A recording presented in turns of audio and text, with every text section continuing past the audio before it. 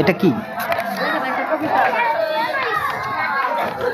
একজন মা আমাকে নিয়ে কবিতা লিখেছেন। হে পাঠক গুরু, আমার সশ্রদ্ধ প্রণাম, আপনিও আমার প্রণাম গ্রহণ করুন। আপনার মধুময় পাঠ শ্রবণ করে এই বৃন্দাবন ধামের সকল দীন ও ভক্ত প্রীত ও আনন্দিত।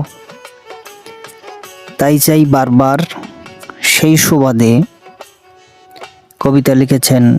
শীতের সমীরণে শিশিরে ডাকা, ভোরের কিরণে ঝলমলে আঁকা, হৃদয় হয় ঘন ঘন স্পন্দন, পাখিরাও ন্যায় শুনে করে না গুঞ্জন। আকাশে বাতাসে মুখরিত, আর ভক্তের প্রাণে দীর্ঘশ্বাস। এ যেন মহাপ্রভুর প্রতিনিধি, প্রভু সাক্ষাৎ সমীরণ দাস।